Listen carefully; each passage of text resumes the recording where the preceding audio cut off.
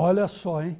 Já está mudando muito essa relação com o governo Fernando Pimentel, que entrou negociando e com um certo apoio dos servidores públicos estaduais. Agora, trabalhadores da área de saúde do Estado devem cruzar os braços no próximo dia 13 de abril, com indicativo de greve. A decisão foi tomada em audiência da categoria, realizada hoje no pátio da Assembleia Legislativa de Minas Gerais. O Sindicato Único dos Trabalhadores da Saúde de Minas Gerais alega que irá cumprir com a legislação e fazer uma escala mínima de trabalho no dia 13 de abril, quando 30% da categoria permanecerá em atendimento. A medida foi tomada como forma de pressionar o governo a atender às reivindicações dos trabalhadores. Entre as exigências da categoria estão o reajuste salarial, a recomposição do índice de inflação de 20%, a mudança da data base para o mês de abril e a reestruturação do plano de carreira. Os usuários já estão pagando um pato, um grande pato, né? Porque com dengue, H1N1 que está chegando a toda aí, chikungunya, zika e muitos outros tipos de infecções e doenças, com atendimento já ruim, já péssimo, e agora os servidores do Serviço de Saúde Público Estadual podem até entrar em greve. Não culpo os servidores. Naturalmente a greve é porque estão recebendo mal, querem reajustes justos, querem pagamentos em dia. O pagamento agora está dividido até julho, para quem ganha acima de R$3.000. Então, a única coisa que a gente pode pedir é fazer um apelo ao governo para negociar, pagar em dia e não deixar a saúde entrar em greve. E em todo o país, o Índice Geral de Preços Mercado, que reajusta os aluguéis, fechou em 0,51% em março, que representa queda em relação a fevereiro, quando atingiu 1,29%. Em março de 2015, a variação foi de 0,98%. Considerando o acumulado de 12 meses, o índice apresentou alta de 11,56%. A taxa acumulada em 2016 até março é de 2,97%. Os números foram divulgados hoje pela Fundação Getúlio Vargas. O IPA foi de 0,44% contra 1,45% de fevereiro. O índice relativo aos bens finais foi de 1,52% em março. Em fevereiro, este grupo de produtos teve variação de 1,43%. Os índices têm de cair mesmo. Ninguém tem dinheiro para pagar, né? Está todo mundo sem dinheiro, todo mundo ficando desempregado, os salários não sobem, não há dinheiro. Então o aluguel tem de cair, os preços também tinham de cair. No supermercado, preço de tudo, mas não cai, né? O empresário segura o preço até o fim. Pode até não vender, mas ele consegue, é ao contrário do que recomendaria as leis do capitalismo. Eles aumentam os preços. E os animais, estou falando dos animais mesmo, não são os animais homens não, né, que estão cada vez mais animais. Mas os animais estão prestes a ganhar um estatuto com 21 artigos que os considera seres sencientes, ou seja, capazes de sentir dor ou prazer. Estabelece, entre outros pontos, obrigações para a guarda dele, do animal. O projeto de lei do Senado, nesse sentido, foi aprovado hoje pela Comissão de Constituição, Justiça e Cidadania e segue para as comissões de Meio Ambiente e Defesa do Consumidor e Fiscalização e Controle, para então virar lei. O texto determina que não serão tolerados maus tratos aos bichos, seja por razão cultural, de recreação ou econômica. São enquadradas 50.000 espécies, desde peixes até aves e mamíferos. Entre os deveres de pessoas físicas ou jurídicas que mantenham um animal estão o de fornecer alimentação e abrigo adequados à espécie, variedade, raça e idade. Eles também devem assegurar que não existam circunstâncias capazes de gerar ansiedade, medo, estresse ou angústia de maneira frequente e proporcionar cuidados, como medicamentos e assistência veterinária. As famílias modernas hoje, não todas, mas uma boa parte, essas famílias são constituídas de marido, mulher e um cão ou um gato. Nós temos de realmente defender as famílias.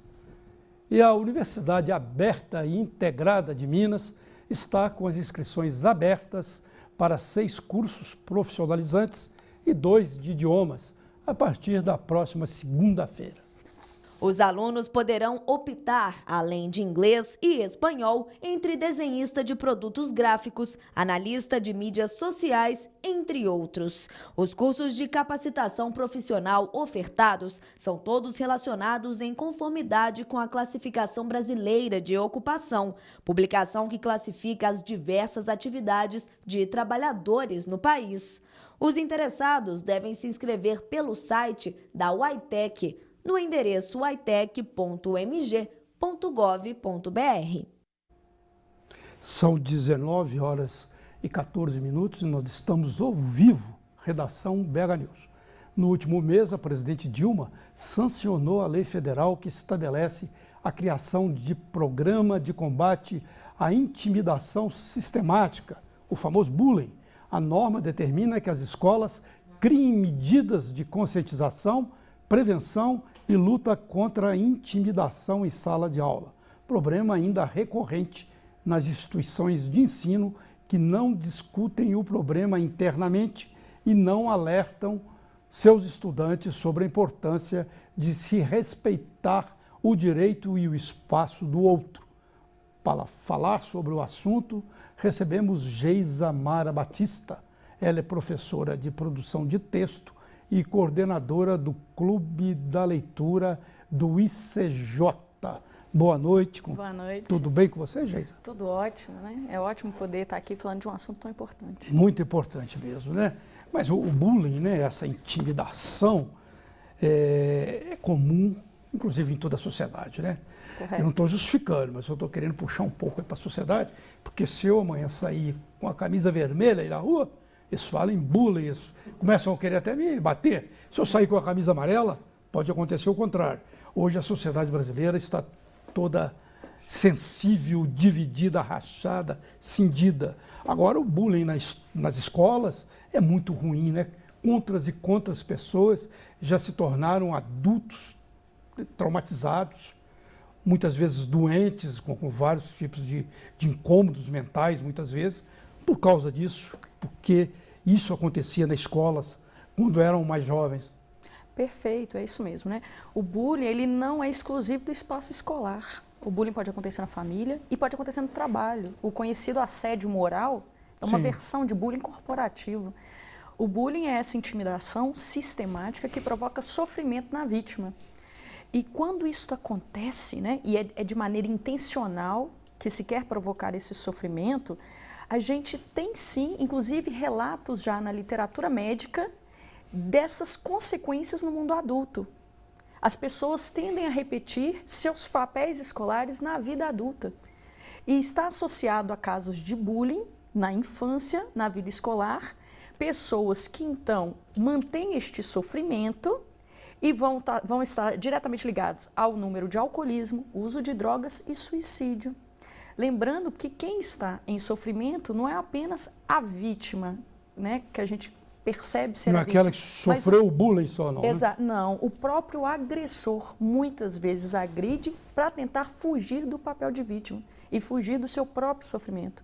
Ele é o foco, inclusive, do projeto base. Não é? A gente vê muito isso em filmes americanos, né?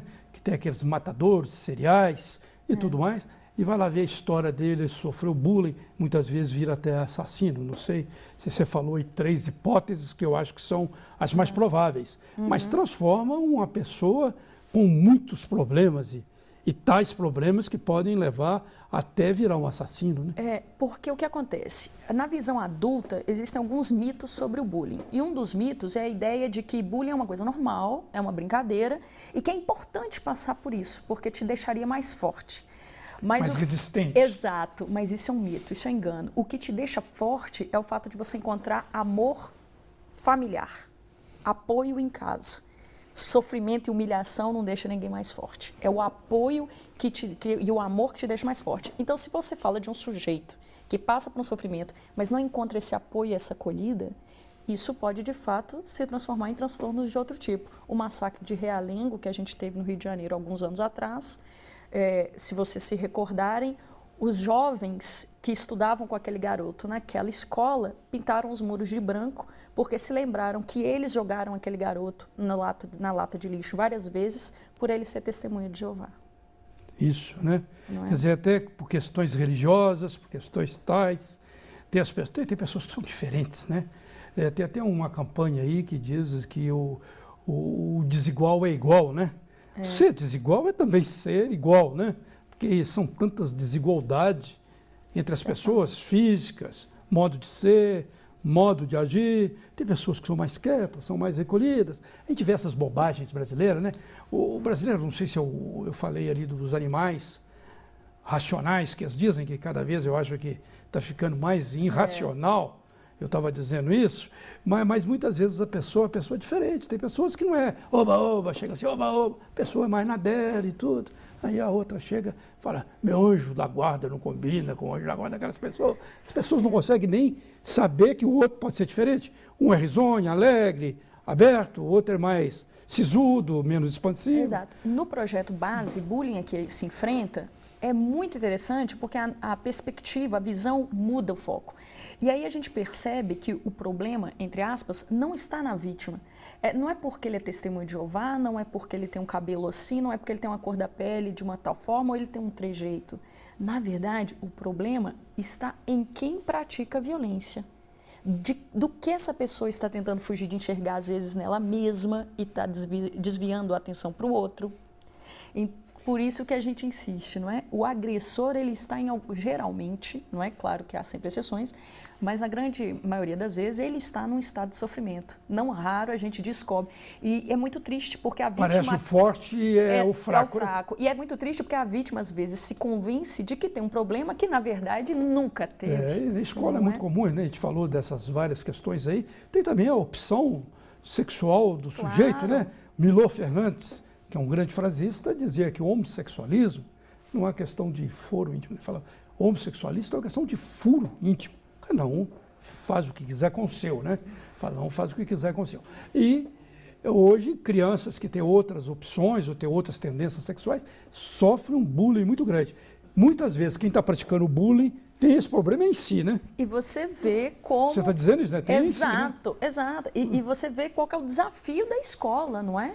Porque a escola tem uma lei do final de 2015, não é? A 13.185, 2015, ela é de 6 de novembro, e as escolas têm que dar conta disso, têm que desenvolver projetos, têm que executar projetos. E a gente percebe que a questão é cultural, a questão é muito mais ampla. Um simples decreto não vai mudar a história, não é? Então as escolas... Mas ajuda, né? Esse decreto da presidente Claro, porque muda a discussão de patamar.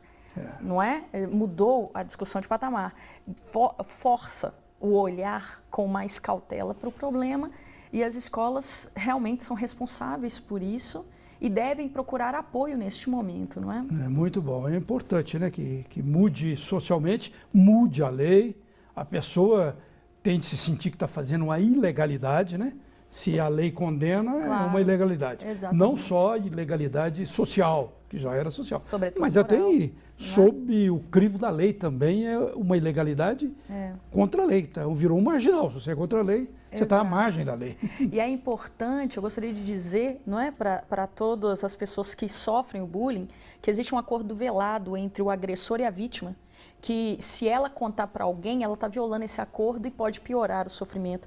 Eu gostaria de dizer para essas pessoas que existe um projeto, né, que é www.clubebase.com.br, onde a pessoa entra, conta a sua história como vítima, como agressora, testemunha. E ela vai receber orientação e vai conversar com pessoas que conhecem o problema de dentro, pessoas da idade dela. Tem jovens, muitos jovens trabalhando nesse projeto. E é fundamental. Falar é o conversar sobre o que você está passando, é o primeiro passo para achar a solução. Muito bem. Agradeço as suas informações, Obrigada. sempre bem-vinda ao Redação. Boa noite. Boa noite. E o Redação vai dar um pulinho no intervalo e volta daqui a pouco.